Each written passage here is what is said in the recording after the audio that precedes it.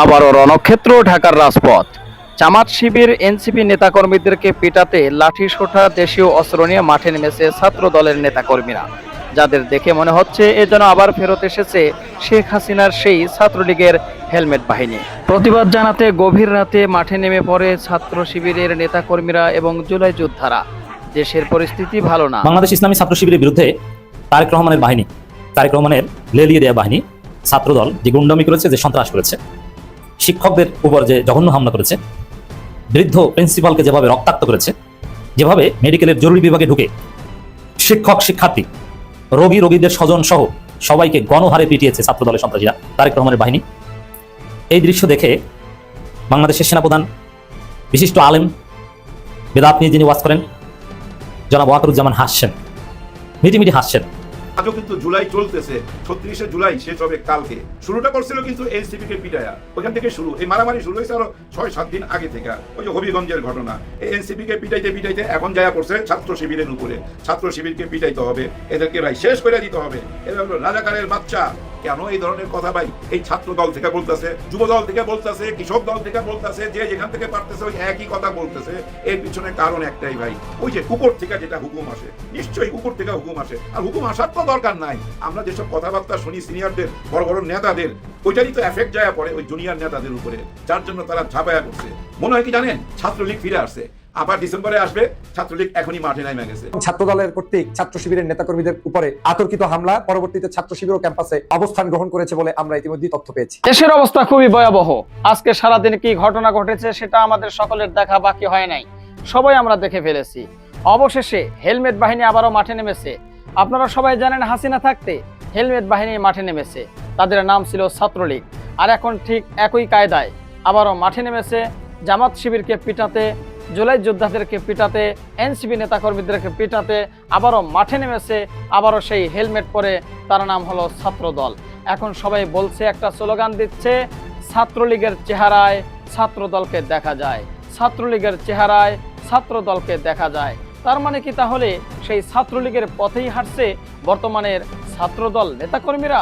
দর্শক, আজকে যে ঘটনাটি আমরা দেখতে পেরেছি, আজকে সারাটা দেশ যেন রণক্ষেত্রতে পরিণত হয়েছিল। আজকে সারাদিন সোশ্যাল মিডিয়া যারা ব্যবহার করেছেন তারা হয়তো দেখতে পেরেছেন দেশের পরিস্থিতি কোন দিকে যাচ্ছে। আমরা 2 বছর আগে জুলাইয়ের ভিতরে যে যুদ্ধটা দেখেছিলাম সেটা হলো ফ্যাসিবাদ বিরোধী যুদ্ধ, সেটা ছিল হাসিনাকে তাড়ানোর যুদ্ধ। কিন্তু এখন কিন্তু সেই হাসিনা নাই, এখন কিন্তু সেই ফ্যাসিবাদ নাই, কিন্তু যুদ্ধ এখনো চলছে। কাদের সাথে কাদের চলছে? হকের সাথে বাতিলের চলছে, জামাত শিবিরের সাথে ছাত্র দলের নেতাকর্মীদের যুদ্ধ চলছে। দর্শক, এটাই কি নতুন বাংলাদেশ? এরকমই কি আমরা চেয়েছিলাম? আর এরকম যদি চলতে থাকে, বাংলাদেশের জনগণ কি কোনোদিন শান্তিতে থাকতে পারবে? বাংলাদেশের সরকার কি কোনোদিন শান্তিতে থাকতে পারবে? কোনোদিনও না। এভাবে যদি চলতে থাকে, দেশ কোনোদিন শান্তিতে চলতে পারবে না।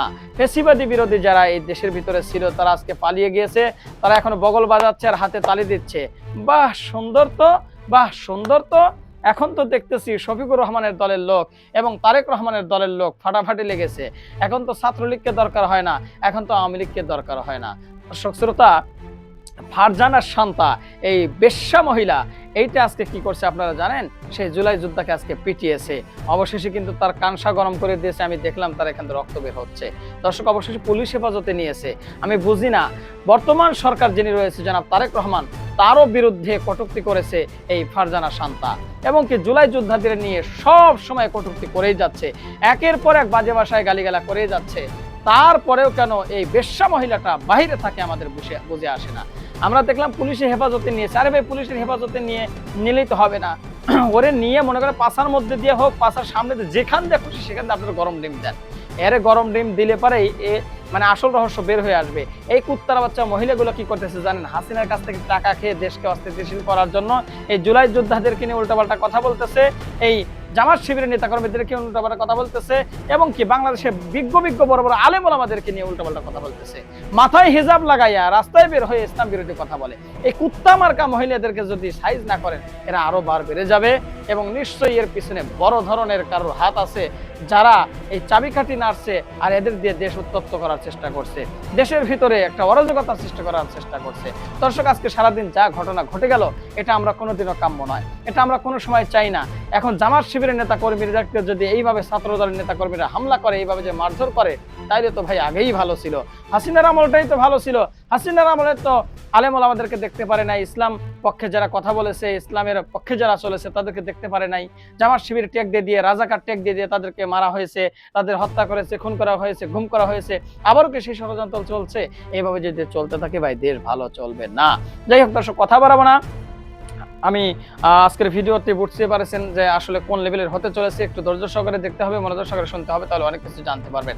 তো চলুন কথা না বাড়ি, একটা লাইক দিয়ে আমরা বিস্তারিত আলোচনায় চলে যাই।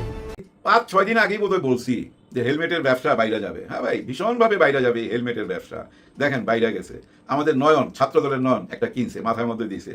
হ্যাঁ ভাই, সাহস আছে ভাই। আজকে তো চলে গেছে কোথায় জানি কোন মাদ্রাসায়, ওইখানে মারামারি করতে চলে গেছে। বলতেছে ওরা বোমা হামলা করছে, যার জন্য আমাকে আসতে হয়েছে। উনি কিন্তু এই 2-3 দিন আগেই বলতেছিল যে আমারে যদি খালি উপর থেকে, হ্যাঁ লিডার যদি খালি বইলা দেয় 2 ঘন্টা, আবার বলে 2 ঘন্টা না 5 মিনিটের মধ্যে উড়ে দেবো। আমার নয়নের নাম শুনলেই তো রাস্তা ক্লিয়ার করে দেয় ওরা আমার নাম শুনলে। এই 2 দিন আগেই বললো, তারপরে দেখেন মারামারি লাগা গেল। প্রথম মারামারি লাগছে কিন্তু ওই যে বেগম রোকেয়া বিশ্ববিদ্যালয় রংপুরে, ওইখানে কিন্তু একটা দাবরানি খাইছে ছাত্রদল। হ্যাঁ, ভীষণভাবে দাবরানি খাইছে। ওই রাইতে আর হোস্টেলে ঘুমাইতে পারে নাই। যাই হোক, ওইটার এফেক্ট আয়া পড়ছে জাহাঙ্গীরনগর বিশ্ববিদ্যালয়। ওইখানে আবার কিন্তু উল্টাটা হয়েছে, এখানে শিবিরের উপরে আক্রমণ হয়েছে। এখন ভাই বিভিন্ন জায়গায় আক্রমণ শুরু হয়ে গেছে। একটু আগে দেখলাম শিবিরের এক ছেলেকে রাস্তার গলিতে ফেলা ভাই তরোয়াল দিয়ে খোঁচা দিতে চায় আর মুখের মধ্যে লাথি মারতেছে। এই জুলুম কেন? এটা তো ভাই জুলুমের বিরুদ্ধে, এই মাসটা তো জুলুমের বিরুদ্ধে। আজও কিন্তু জুলাই চলতেছে, 36শে জুলাই শেষ হবে কালকে। শুরুটা করছিল কিন্তু এনসিপি কে পিটায়া, ওইখান থেকে শুরু। এই মারামারি শুরু হয়েছে আরো 6-7 দিন আগে থেকে। ওই যে হবিগঞ্জের ঘটনা, এই এনসিপি কে পিটাইতে এখন যায়া পড়ছে ছাত্র শিবিরের উপরে। ছাত্র শিবিরকে পিটাইতে হবে, এদেরকে ভাই শেষ করে দিতে হবে। এরা হলো রাজাকারের বাচ্চা।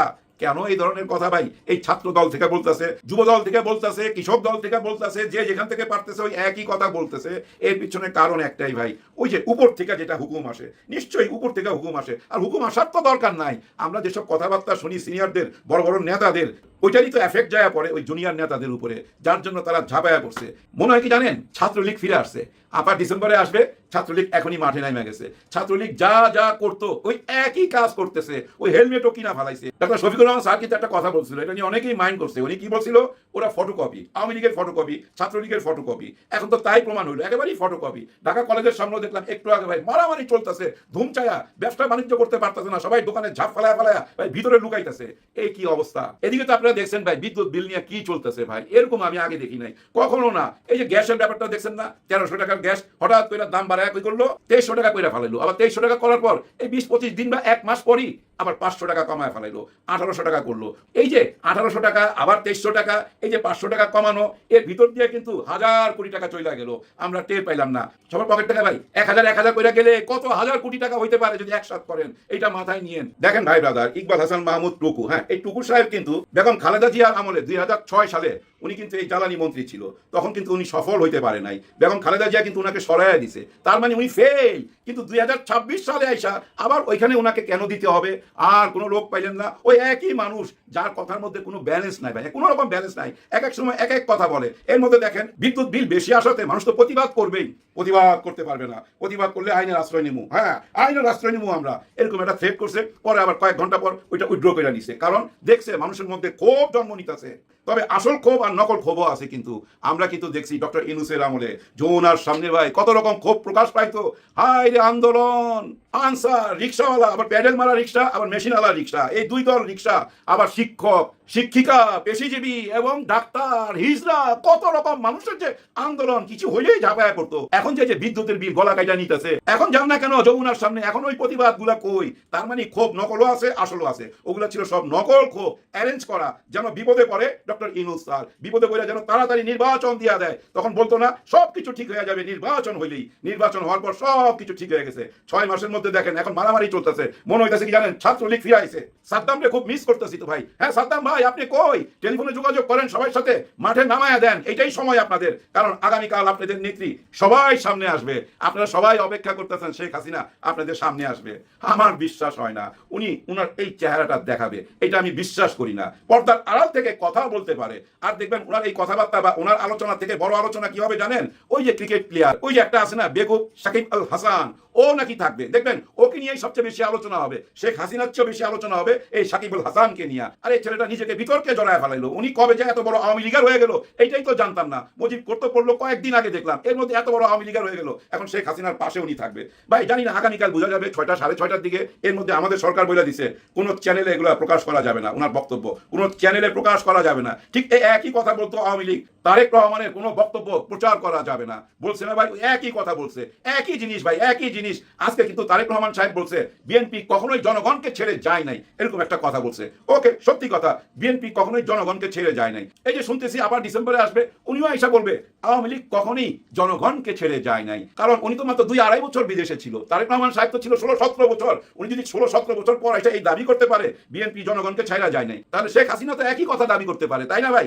আসলে প্রধানমন্ত্রী বুঝাইতে চাইছে বিএনপি ছেড়ে যায় নাই, উনি ছেড়ে গেছে বা শিলং চলে গেছে সালাউদ্দিন সাহেব বিপদে বইরা, আমরা যাই নাই, আমাদের মন এখানে ছিল, সশরীরে আমরা বিদেশে ছিলাম। ঠিক তেমনি শেখ হাসিনা ভাই মন এখানে পড়ে রয়েছে, ওনার দলের কর্মীদের জন্য ওনার মন কাঁদতেছে, যার জন্য ডিসেম্বরে উনি আসবে আর আইসাই বলবে জনগণকে আমরা ছাইরা যাই নাই। আর জনগণও এটা বিশ্বাস করবে, কারণ আমরা জনগণ আসলে কিন্তু ভাই অনেক অবলা, হ্যাঁ অবলা নারীর মতো আমরা এই জনগণ, যা বলে তাই বিশ্বাস করি। বিশ্বাস না করার তো কারণও না ভাই। দেশের প্রধানমন্ত্রী যদি একটা কথা দেয়, সে কথা কেন বিশ্বাস করবো না? উনি কি বলছিল রামিসার ব্যাপারটা? 1 মাসের মধ্যে সর্বোচ্চ বিচারটা হবে, সর্বোচ্চ বিচার মানে ঝুলিয়ে দেওয়া হবে 1 মাসের মধ্যে। কেন বলছিল ওইখানে ওই কথাটা? এই জন্য বলছিল তখন চারিদিক থেকে এমন ভাবে প্রতিবাদ উঠতেছিল, পুরো দেশের মানুষ খেপে গেছিল, মানুষের মধ্যে ভীষণ ভাবে ক্ষোভ জন্ম নিচ্ছিল এবং সোশ্যাল মিডিয়াতে প্রতিবাদের ঝড় তুলে দিছিল। জনগণের ওই ঝড়টাকে থামায় দিল ওনার ওই মুখের কথা দিয়া। কতটা বিশ্বাস করে মানুষ? উনি খালি বললো 1 মাস পর বিচার হবে, মানুষ ঠান্ডা হয়ে গেল। আজ জানি না কোথায় গেছে সেই বিচার। আমার প্রশ্ন আপনাদের কাছে, একটা রেপিস্টের এমন কি ক্ষমতা, যে ক্ষমতা দিয়ে সে প্রধানমন্ত্রীকে ভুল প্রমাণ করতে পারে? প্রধানমন্ত্রী যে কথা দিচ্ছে সে কথাটা কি মিথ্যা প্রমাণ করে দিতে পারে? ওই রেপিস্টের কি এমন ক্ষমতা? এই প্রশ্নটা আমার মনের মধ্যে ভাই উকি ঝুঁকি মারে সব সময়। আপনাদের মনের মধ্যে নিশ্চয়ই উকি ঝুঁকি মারে এই প্রশ্নটা, যে প্রধানমন্ত্রী কথা দিছে সেই কথা কেন রক্ষা হইল না? আর যেহেতু রক্ষা হয় নাই, ভবিষ্যতে যদি প্রধানমন্ত্রী আবার কোনো কথা দেয়, সে কথা কি মানুষ বিশ্বাস করবে? নিশ্চয়ই করবে না। এর মধ্যে তো অনেকগুলো মিথ্যা প্রমাণ হয়ে গেছে।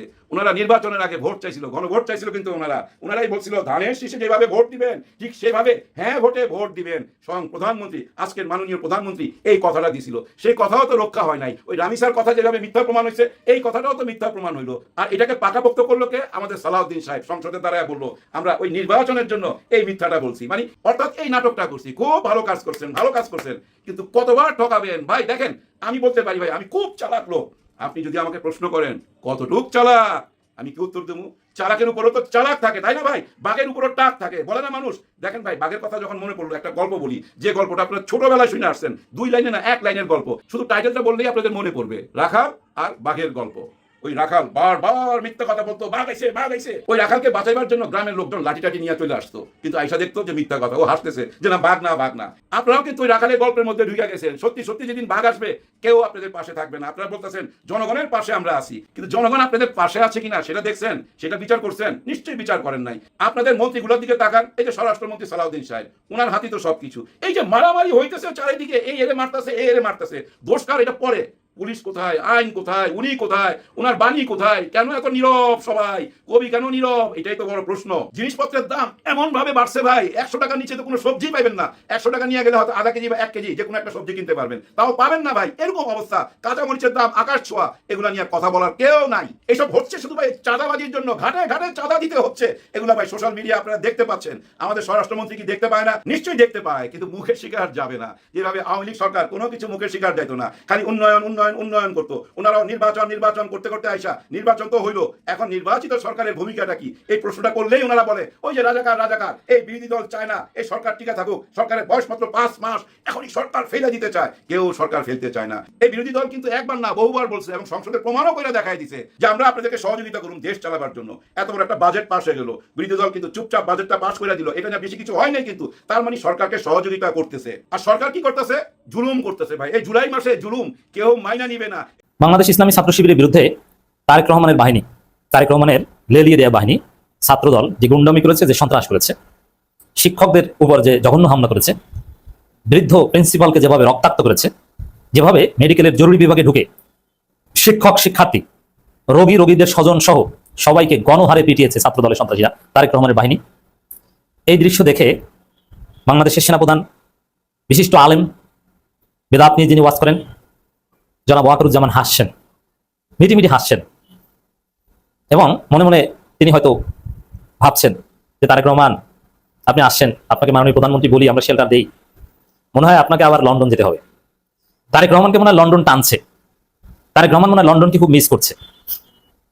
দর্শক, আলামত ভালো না। ছাত্রদল যেরকম লাগামহীন সন্ত্রাসী করছে, যেভাবে দেখেন মারামারি, ছোটখাটো মারামারির একটা লিমিট আছে, কিন্তু ছাত্রদল ছাত্রলীগকে, আওয়ামী লীগকে যেভাবে ছাড়িয়ে গেছে, যুবদল সন্ত্রাসীরা, নয়নরা যেভাবে হেলমেট পরে লাঠি ছোটা অস্ত্র নিয়ে যেভাবে প্রকাশ্য সন্ত্রাসে মেতে উঠেছে, সবচেয়ে জঘন্য ঘটনা। মেডিকেলের জরুরি বিভাগে ঢুকে যেরকম রোগীদের স্বজন, সাধারণ শিক্ষার্থী, রেসপেক্টিভ অফ অল, সবাইকে যেভাবে পিটিয়েছে, ঢাকা আলিয়া মাদ্রাসার প্রিন্সিপালকে যেভাবে রক্তাক্ত করেছে, এখন এরকম আরো ঢাকা কলেজের শিবির নেতাকে যেভাবে মেরেছে, তাতে তিনি মুমূর্ষু অবস্থায় এবং গুরুতর আহত ঢাকা আলিয়া মাদ্রাসার প্রিন্সিপাল। তো এই পরিস্থিতিতে যদি একটা অপ্রত্যাশিত অঘটন ঘটে যায়, তাহলে কি মনে করবেন? 5 আগস্ট পরবর্তী বাংলাদেশে হাসিনা যেরকম সকাল সন্ধ্যা লাশ ফেলতো, শিবির মারতো, যে কাউকে হত্যা করতো, বিশ্বজিৎকে কুপিয়ে মেরে ফেলতো, কেউ কিছু বলতে পারতো না, এখনো কি সেরকম হবে? না। এখানে ছাত্রদল, আমি পরিস্থিতি যেটা দেখছি, ছাত্রদল যদি এরকম কোনো হত্যাকাণ্ড ঘটায়, লাশের রাজনীতি শুরু করে, তাহলে জামাত, এনসিপি, শিবির বা ছাত্র শক্তিকে তেমন কিছু করতে হবে না। আমার মনে হয় ইসমাই অ্যানালাইসিস, ওয়াকারুজ্জামান বসে আছেন যে বাবা তারেক তুমি কিছু ঘটাও, আমি তো বসে আছি, আমি তো আরেক খেলাফত কায়েম করে ফেলবো বাংলাদেশে, আর সেই খেলাফতে তারেক রহমানের অবস্থান হবে আবার লন্ডন। সেফের জিত নেওয়া নিয়ে আলোচনা হতে পারে। বাংলাদেশের মানুষ আবারও সেই লাশের রাজনীতি সহ্য করবে না। সেই পথে হাঁটছেন তারেক রহমান, ভুল করছেন। ছাত্রদলকে শিবিরের বিরুদ্ধে লেলিয়ে দিয়ে ভুল করছেন। শিবির যেহেতু পালাবে না, ক্যাম্পাসের 1 ইঞ্চি মাটিও ছাড়বে না, শিবির যেহেতু পাল্টা প্রতিরোধ গড়ে তুলবে, আজকে খেলা হয়েছে, আগামীকালও শিবির খেলবে। জগন্নাথ বিশ্ববিদ্যালয় শিবির পূর্ণ শক্তি নিয়ে ক্যাম্পাসে প্রবেশ করবে। কোন অনাকাঙ্ক্ষিত ঘটনা ঘটলে জনগণ সেটা মানবে না, প্রতিরোধ করবে, প্রতিবাদ করবে। একটা পর্যায়ে তার সুযোগ নেবে ওয়াকারুজ্জামান। এমনিতেই ভারত, ইসরায়েল, মার্কিন যুক্তরাষ্ট্র ওত পেতে বসে আছে। সাবজিও গড় এসে তারেক রহমান, খলিল রহমানকে থ্রেট দিয়ে গেছেন। এদিকে জুলাই সনদ নিয়ে তালবাহানা করছেন। আওয়ামী শক্তি ওত পেতে বসে আছে কিভাবে নির্বাচিত সরকারকে হটানো যায়। এখন হটানোর, নির্বাচিত সরকার যদি টিকতে হয়, তাহলে অবশ্যই জামাত, বিএনপি, এনসিপি ঐক্য লাগবে। কিন্তু সেই ঐক্য তো দূরের কথা, বরং বিরোধী দলীয় ছাত্র নেতাদের হত্যা করার একটা কর্মযজ্ঞ চলছে। যেভাবে এই রবিউল আলমদের তো দেখলেই মানুষ ভয় পায়। রবিউল ইসলাম নয়ন না রবিউল আলম নয়ন, কে জানে। এদের বডি ল্যাঙ্গুয়েজ, অ্যাপিয়ারেন্স দেখলেই তো মানুষ ভয় পায়। এরা তো প্রফেশনাল, পেশাদার সন্ত্রাসী। এদের কথাবার্তা, আচার-আচরণ A to Z পুরোপুরি সন্ত্রাস, কোনো স্বাভাবিক কোনো রাজনৈতিক সত্তা নয়। এদেরকে পোস্ট পজিশন দিয়ে, পদ দিয়ে স্ট্রেনদেন করছেন তারেক রহমান। একটা বিষয় দেখেন, বায়তুল মোকাররম এলাকায় শিবির যে বিক্ষোভ মিছিল করেছে, সেখানে সরাসরি তারেক রহমানকে দায়ী করেছেন। শিবিরের সমালোচনার বেশিরভাগ ছিল তারেক রহমানকে কেন্দ্র করে। আর ছাত্রদলের যে অ্যাপারেটাস, তাতে তারেক রহমানের নির্দেশনা ছাড়া এইভাবে পরিকল্পিত সন্ত্রাস দেশব্যাপী ছাত্রদল কিছুতেই করতে পারতো না। অবশ্যই এখানে তারেক রহমান ইন্ধন আছে, তার নির্দেশেই বা তার পরামর্শে কোনো একটা বিশেষ উদ্দেশ্য হাসিলের জন্য ঘটনা ঘটেছে। আমি উদ্দেশ্যটা আগে বলেছি। বিদ্যুৎ খাতে ভয়াবহ ব্যর্থতা, লোডশেডিং, গ্যাস সংকট, বিদ্যুতের ভুতুরে বিল এবং ইনফ্লেশন, অর্থনৈতিক অবস্থার দুরবস্থা, বেকারত্ব দূরীকরণ করতে পারছে না। এই যে সামগ্রিক অবস্থা, এগুলো থেকে জনগণের দৃষ্টি ভিন্ন দিকে ফেরাতে তারেক রহমান এই ঘটনা ঘটাতে পারে। যেমন উদ্দেশ্য কিন্তু একদিক থেকে সফল। হয়তোবা শিবিরকে ক্যাম্পাস ছাড়া করা যায়নি, বরং শিবির দফায় দফা প্রতিরোধ করে দিন শেষে তাদের বিজয় হয়েছে এবং সারা দেশে মানুষ বিএনপি ছাত্রদলকে সিসি করছে। কিন্তু আজকে দিনভর মানুষের সবার আলোচনা এই ছাত্রদলের হামলা নিয়ে, শিবিরের উপর, গ্যাসের দাম, ভুতুরে বিদ্যুৎ বিল, লোডশেডিং নিয়ে কোনো আলোচনা নাই। এবং এই দিক থেকে তারেক রহমান তো সফল। এখন এইসব শয়তানি ভাবে সফল হতে গেলে তার ফলাফল ওয়াকারুজ্জামান। আমি একটা প্রেডিকশন করি, বাংলাদেশে যদি তারেক রহমান সরকার টিকতে না পারেন, তাহলে পরবর্তী সরকার প্রধান মিস্টার ওয়াকারুজ্জামান, এটা কেউ ঠেকাতে পারবে না।